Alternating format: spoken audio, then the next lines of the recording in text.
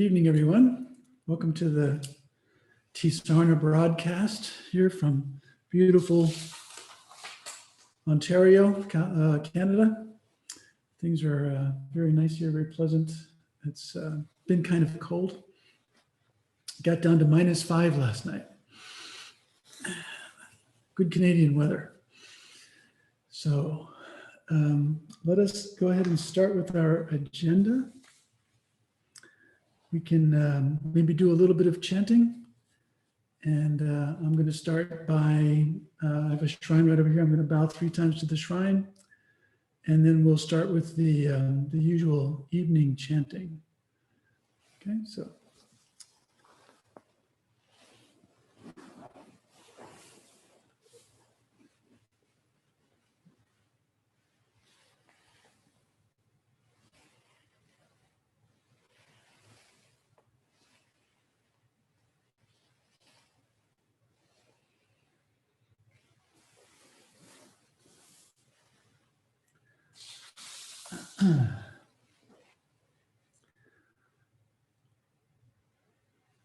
Yoso Bhagava Arahang Samma Sambuddho Vija Charana Sampano Sugato Lokavidu Anuttaro Purisa Dhamma Saratisa Tadeva Manusanang Buddho Bhagavati Sawakato Bhagavata Dhammo Sanditiko Vakaliko Ehipasiko Opanahiko Pachatang Veditabo Vinyuhiti Supatipanno Bhagavato Sawakasango Ujupatipanno Bhagavato Sawakasango Nyayapatipanno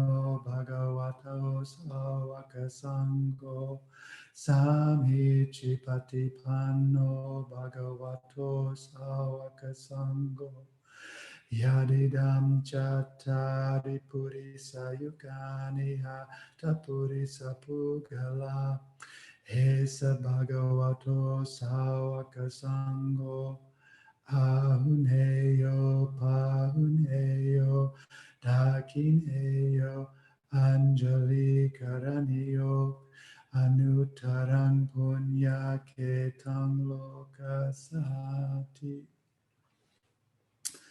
Namo Tassa Bhagavato Arahato Sama Sambuddhassa Namo Tassa Bhagavato Arahato Sama Sambuddhassa Namo Tassa Bhagavato Arahato Sama Sambuddhassa Buddham Dhammang Sangham Namasami.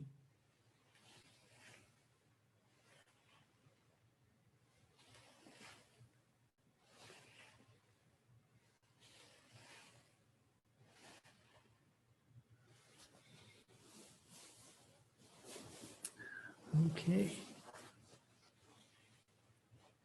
So now we'll do a little bit of meditation. I think, Gita, that's your usual program, yeah? Okay. That's correct, yes.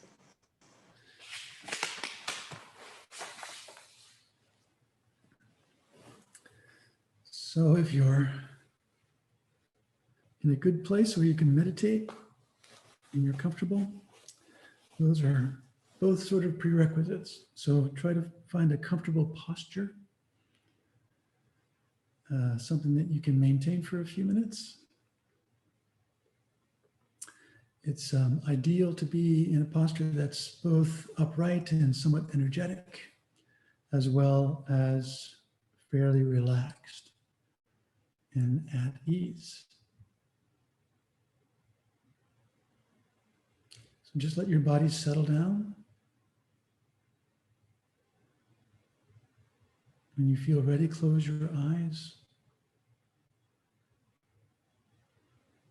And let your attention hover over your entire body. Try to feel all the tactile sensations of your body. Everything happening on your skin, on your scalp, the soles of your feet, inside your abdomen. Feel the rise and fall of the breath in the body. With your eyes closed, your body is simply a mass of sensations. Try to notice as many of these sensations as you can.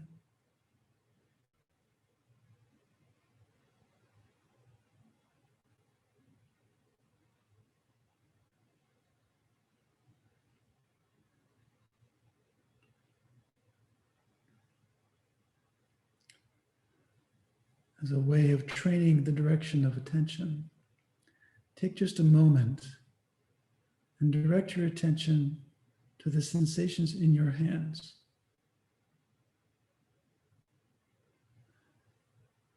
Notice what your hands are touching, the sensations of touch. Feel the palm of the hand, the back of the hand. Notice the individual fingers.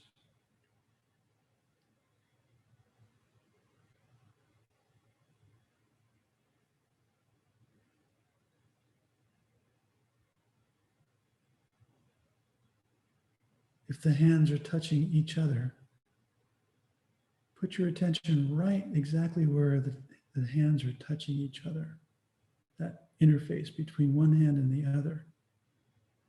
And see if you can tell which hand is generating the sensation.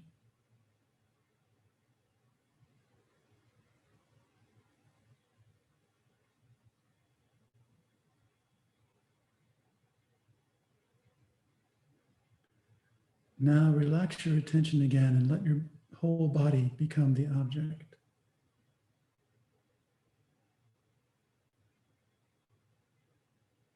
Many, many sensations. A cloud of sensations.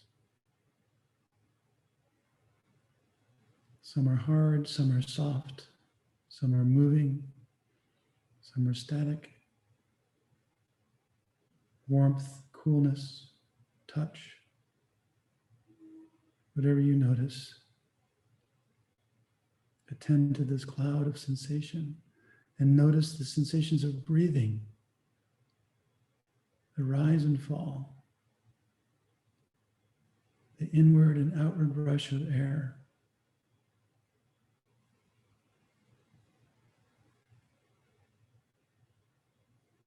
So the body is the anchor, allows us to sharpen our awareness without mental proliferation. So we can be very aware and not really thinking at the same time. And this cools the mind down.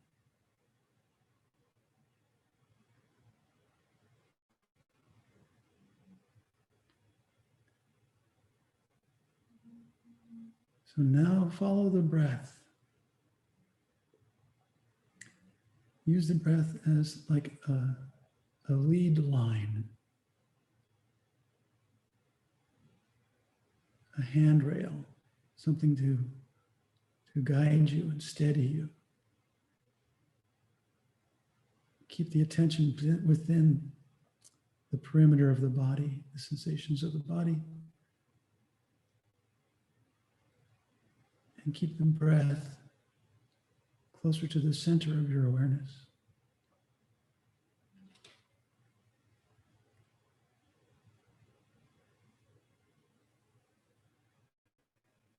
If the mind wanders away, that's okay. Don't worry. As soon as you notice the mind's wandered away, just notice that the mind has wandered away, that's all.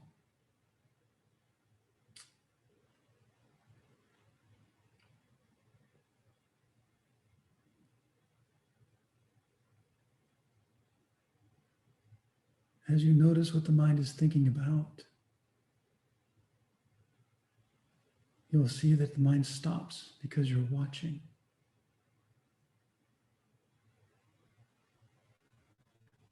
And again, you'll notice that in that quietness, the body is still breathing. So you can simply know that the body is still breathing. And you're back on track.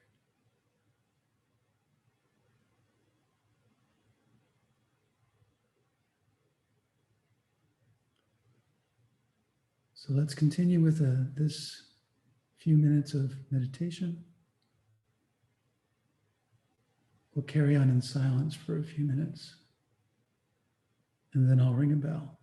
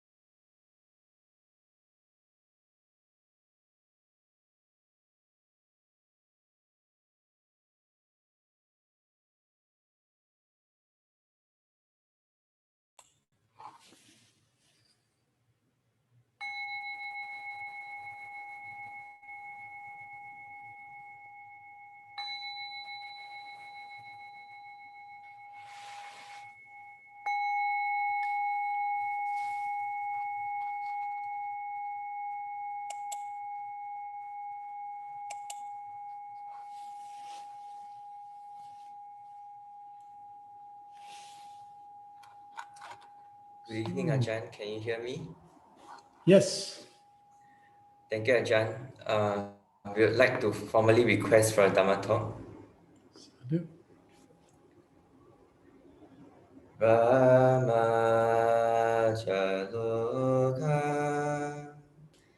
Dipati Sampati Patanjaliha Divarangaya Jata Santi Dasatha Paraja Jatika Dese Dudabha Anukampi Mampaja. Sadhu. Well done.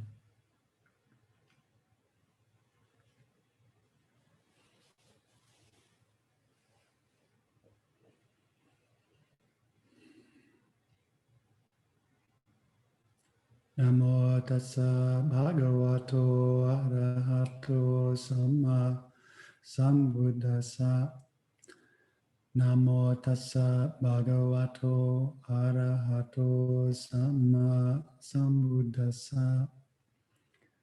Namo tassa bhagavato arahato samma sambuddhassa. Buddhang dhammang sanghang namasami.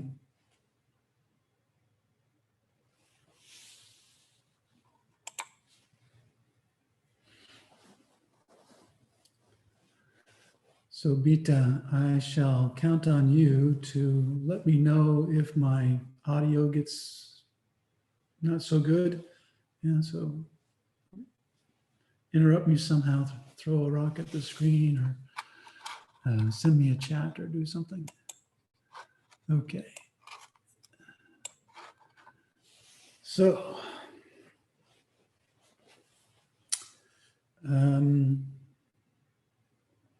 never know what to talk about,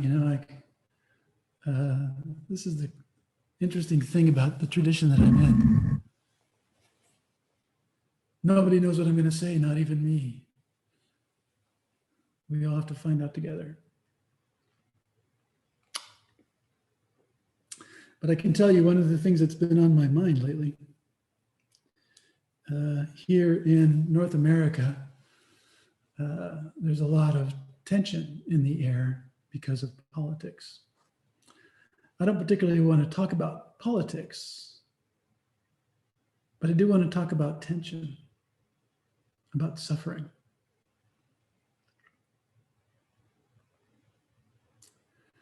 The political situation is not unusual in the world because there's two sides, and each side thinks that it is right. And they have a candidate who they're trying to elect to political office so that they can hold power. And typically when one side or the other wins an election, they will take some sort of revenge, if you will. They'll undertake some political actions which will be beneficial to their supporters and will create possibly difficulties for their opponents. And so in this way, every time there's an election, there's this polarization, this tension, this struggle, these two sides which push against each other in society. And we are in the habit of looking at these two sides as at a social level, as a phenomena that happens in a large group of people. In the US right now, there's more than 300 million people who are the citizens and will be voting in the upcoming election. But suffering doesn't happen in the heart of the Republicans or the Democrats or the left or the right. it happens in an individual person. You know, my father, my friend, my children, my acquaintances, my coworkers. Each individual person will feel some degree of suffering if they're caught up in this political struggle. If they've identified with one or another of the two sides, and also to the degree with which they feel strongly about whatever they think is at stake for the sake of the election. And I'm sure you've all gone through things like this. Every country has politics. Every town has politics. The local community here, there's a community, we have the monasteries, a couple of 100 acres, and there's a lake nearby. And the people who have cottages around the perimeter of the lake, they've formed a community association. And I had the experience of once going to one of the community association meetings, and there I could see that there was factions, people who wanted things to be a certain way and people who wanted things to be a different way. So no matter how big or how small the group is, it seems like politics is part of the human condition. What's interesting about an election like the one that's coming up is what the result will be a singular result. One candidate will win and the other candidate will lose. And that event has some objectivity to it. There isn't a whole lot of, there won't be a lot of ambiguity, room for interpretation. You know, the winner will be declared the winner, and that will be that. And yet, something like more than 100 million people will grieve, and more than 100 million people will rejoice. Exactly the same event. So some people will look at that event and say it's a terrible thing, and some people will look at it and say it's a wonderful thing. And this is interesting because all these people believe that their view is true, that it's a terrible thing is true, or it's a wonderful thing is true. And for the most part, it won't occur to them that the other side also thinks their view is true, and that not both views can actually be the truth. So this is a place where we kind of get into relative truth versus more like absolute truth. For each individual who's viewing the event, the relative truth is that the event which is happening out there, the candidate being declared the winner, and the other candidate being declared the loser, that event sort of happens externally, but the interpretation of the event happens inside. And whether it's a good thing or a bad thing depends on the views and opinions of the individual person. So we can see that the event itself doesn't have goodness or badness in it. It's, as it were, neutral. It's simply happening. It's part of nature. Events rise and pass away all the time. But our views of the events, our interpretation, our understanding, our perspective, our opinion, acts like a kind of filter. And it takes something which is inherently neutral, part of nature, and turns it into something which is either painful or pleasurable. And it takes it from being impersonal and makes it personal. So we feel a personal pain when our side loses, or we feel a personal pleasure when our side wins. Even though that's an objective external event, we take it in and we color it with our views. So we tend to assign the pleasure that we experience to the event, or the pain that we experience to the event. And we miss the fact that the pleasure or the pain is not coming from the event. It's coming from our view. It's coming from the opinion that we have about the event. And this is true for the other people who are involved too. So the 100 million people who are feeling pleasure because their guy won, and the 100 million people who are feeling pain because their guy lost, they're all convinced they have a grip on the truth, that they know the truth, that it's a terrible thing or it's a wonderful thing. But what they're actually doing is interpreting the event through their view and then judging the event without ever taking their view into account. Closer to the truth would be to say, in my view, it's a good event, or in my view, it's a terrible event. And this is one of the things that the Buddha emphasizes over and over again. As long as we're looking at the world through the filters of our views, and we don't understand that we're doing that, then the world looks as though it's good or bad. Things look as though they're likable or dislikable, friendly or hostile. Our views are constantly coloring the world for us. And as long as we don't know that that's happening, we're not aware of that, we're not bearing that in mind, then what we're experiencing is the world through our views, and what we think we're experiencing is the world itself. But we're actually missing the world. What we're really experiencing is the views. That's mostly what we experience is our views. And the world acts like a kind of trigger for our views, a kind of an energetic backing to stimulate our views and cause our views to come up and fade away. So when something happens in the world that triggers our views about politics, then we'll interpret those events in terms of our views. So as Buddhist practitioners, however, we have this unique opportunity to bring our own views into awareness.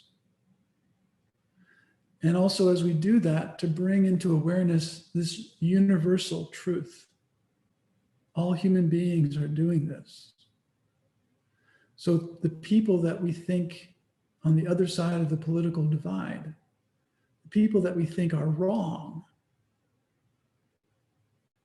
are simply reading their views.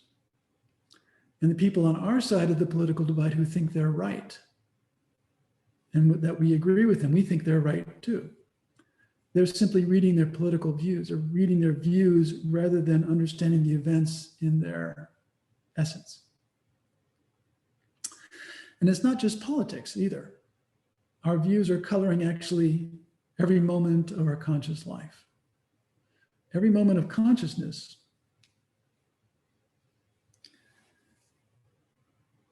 is potentially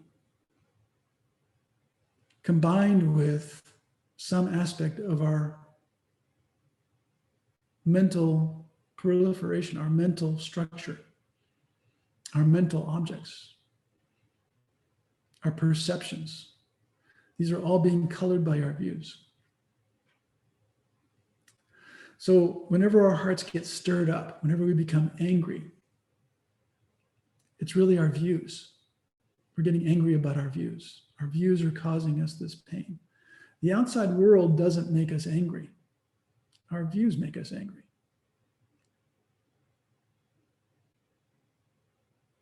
The same thing goes for the things that we like. We like the world as it's filtered through our views when the world does something which our views agree with. And the same is true for most other people most of the time. Now, this isn't to say that there aren't more or less objectively painful things in the world. If you wake up in the morning and you're staggering around in your bedroom and you stub your toe on a piece of furniture, okay, that's going to hurt. That's painful. And your view doesn't necessarily have to get in the way of that. That's just a direct experience of a painful sensation. When your view gets on top of it, though, it can either make it better or worse. So if your view gets in there that that piece of furniture shouldn't have been there, and you start becoming angry, then of course your view is now making the direct pain of the direct physical pain of a painful physical contact and turning it into a mental pain of blame or anger or aversion, which is optional, actually. So the world does provide us with direct experiences of pleasure and direct experiences of pain. And that's literally how we learn about pleasure and pain when we're little children. So we start off not having any views about anything. And then as we experience pleasure and pain, we learn to interpret those experiences in line with some explanation for why we're experiencing pleasure or pain. So our parents, our teachers, our culture give us messages and give us explanations for what feels good and what feels bad and what's bad. And those things make sense to us on some level, and we simply internalize those messages. So this is how our views are built up. Our views actually rest on early experiences of pleasure and pain, of like and dislike, of wanting more, wanting something to be more, or wanting something to be less because it's painful.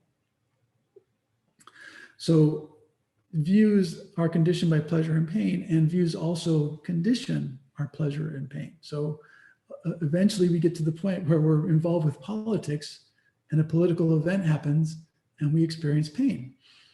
But it's all pure mental pain because the view and the experiences of pain have been commingled in our mental faculty so that certain triggers come along and they cause us pain. All of our pain that's mental of this nature, in one way or another, is deeply connected, either in an obvious way or maybe a less obvious way, is connected with the central view of self. This is why the Buddha taught the doctrine of anatta, not self.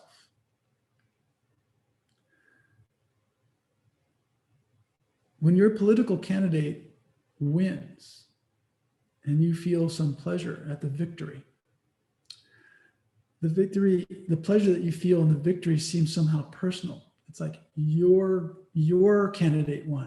It belongs to you somehow. So you've taken some ownership for this external event. If there was no me at the center of political thought, then what happens in the political world would simply be the comings and goings of the busy world, of no more significance really than traffic or weather. It's just things that happen and you just respond as best you can. And so this is the potential that the Dhamma has. It can free us from being entangled with our views and experiencing the constant push and pull of liking and disliking, of fear and aversion, and of excitement and glee, especially glee at the other side losing, which is not a very pretty glee. But many people experience that. Part of the joy of winning a political contest is seeing your enemies defeated, seeing their pain, seeing their tears. And that's kind of an ugly thing, but it's just very human. And it shows the extent to which people get caught up in a very personal and entangled way with their views. So politics drives a lot of this mental activity that we have that generates pleasure and pain. And the connection to the self is not so evident. Again, it looks as though things are happening on the outside. Our guy wins, our guy loses. The other side is celebrating and making us feel worse, or they're lamenting and that makes us feel happier because we won and they lost. So when these sorts of things are happening, there's this opportunity. The opportunity is a Dhamma opportunity. You can take a step back from this participating in the joy of winning or the agony of losing. You can take a step back and ask yourself the question about what views are here. What are my views about this? And start to just take a little step back and become a little more objective. It's like following the breath. If you follow the breath and you stay with it long enough, eventually you see that the breath is just the breath. It doesn't even belong to you. It's not really your breath. It's just breath. It stands alone, independent of whether you know about it or not.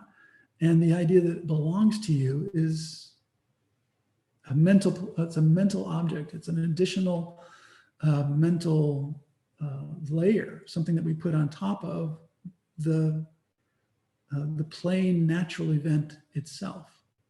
So the event of the breath coming in is just an event. The event of the breath going out is just an event. Now you could get all nervous about it, and your breathing can get very tense. And you could wonder, well, whether the next breath is going to come or not. Maybe you'll asphyxiate. You'll die. This would just be the self grasping at the breath, and of course that makes it difficult to breathe, which seems to be kind of a self-fulfilling prophecy almost. So then you think, oh, this breath meditation is really hard. I'm going to do something else instead. I'll go have a snack or something. So it's always possible for the mind to get upset by what we're paying attention to and decide to try to find an escape. So as practitioners, we build this muscle of directed attention, the ability to put our attention on an object, whether it's a pleasant object or an unpleasant object or a neutral object, and keep the attention there and keep studying the object, keep bearing with the object, and keep noticing how the object shows us more information about itself the longer we pay attention to it. You know, if you start off with breath meditation, it can seem pretty boring at first. But if you persist with it, eventually you start to see there's something interesting about it, and that the mind can become comfortable with it and can pay attention to it for a long time and actually derive a certain degree of contentment and happiness because the mind develops some concentration, and there's something inherently rewarding about that. So the opportunity that you have in ordinary life is to take this training, this ability to point the mind at something and keep it on there, and then ask yourself this open-ended question: what is the view that's here? What are the views that are here? And how is that connected to my suffering? If you're on the losing side, there'll be some sort of pain. So how is my suffering connected to my views? You kind of know that it's true theoretically. And the opportunity is to see it for yourself, exactly how it works. And I can't tell you how it's going to come out, but if you simply ask that question, the mind will immediately come up with some sort of answer. And you just accept that answer, and then you ask the question again. What other views are here? And how are those views related to this discomfort, this suffering? And if you stick with this exercise of asking yourself, what views are here? What are my views? What is it that I believe to be true? Why am I suffering about this? You'll start to get mental insight into how your mind works. The views that are overlaying the natural event of the outside world, having an election turn out one way or another. And at the same time, you can pay attention to how the sensation of pain or discomfort or upset or anger or aversion, whatever it is, whatever that unpleasant sensation is, you'll see that change too. Because as your mind starts to see the views, it'll also see how the views are connected to the pain, to the discomfort. And pain and discomfort is not something the mind really likes. And so the fact that you see the view gives you some ability to create some space around it, to become less deeply entangled with your own view. It's possible to simply know, oh, there's this view here that I have. The view is there because of my childhood conditioning, because my parents believe the same thing, because I've always thought this way, whatever the storyline is. And other people believe differently. And so it's optional. Like, I don't have to believe the way I believe, I just happen to. And I wonder if it's really true. And So you can ask these kind of open-ended questions. And as you do that, the sensation of discomfort, the feeling that something terrible has happened, will quiet down, will smooth out. There'll be less suffering. And there's less suffering because when you're doing that exercise, there's less grasping. And as you know, that's the second noble truth and the third noble truth.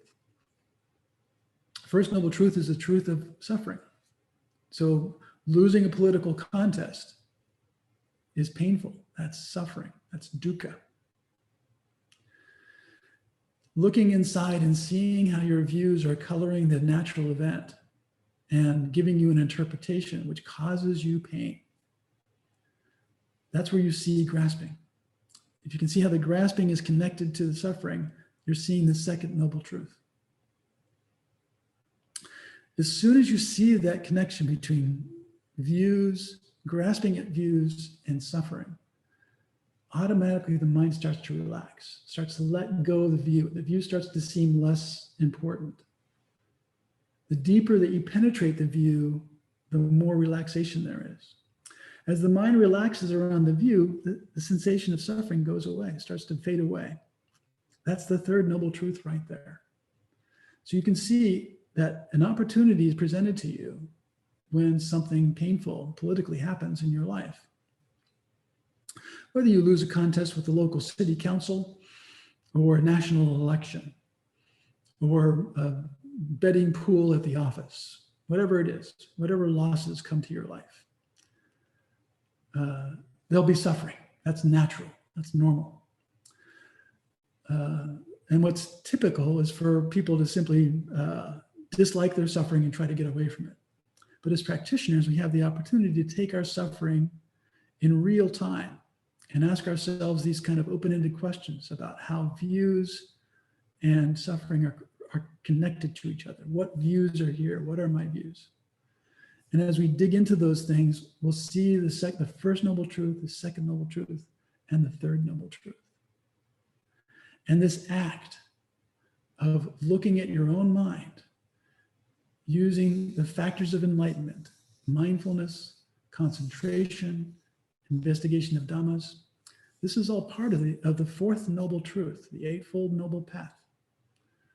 So when you take this advice and you put it into practice in your daily life, not only will you experience less suffering, but you'll be fulfilling the instructions of the Buddha.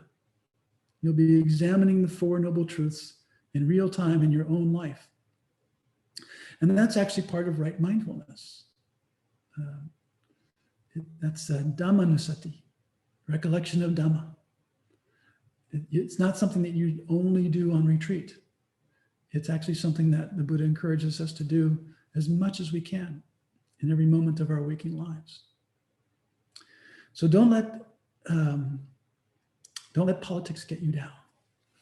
Let politics be an opportunity for you to go deeper into the Dhamma. And that way you can see every obstacle, every difficulty, everything that's bad, everything that the world interprets as bad is actually a doorway. If you happen to be on the winning side of a contest and you're feeling pleasure and happiness and joy, you can actually have the same reflection. But you have an additional opportunity when you're feeling that pleasure and that joy, you can think about the people on the other side who are feeling the suffering, who are feeling the pain. You know it's because of their views. And because you know that, you can have compassion for them. You can forgive them for being your opponent. And you can simply recognize, yes, human pain is part of this common misery that we all have to put up with because we've been born and we have karma. So the suffering of others can be a doorway to compassion if you reflect on it carefully. The fact that initially it seems like a good thing that they're suffering is something worthy of your examination. So the pain of others is worthy of examination, and our own pain is worthy of examination. The heart's response to those pains is both freedom, wisdom, and compassion. So I'll leave those few words for your consideration. And may you continue to practice and prosper in the Dhamma.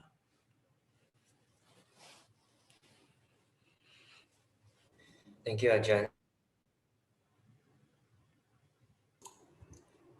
Han Dhamayam O Vadagata Sadhu Karang Kadama Se Sadhu Sadhu Sadhu Anumo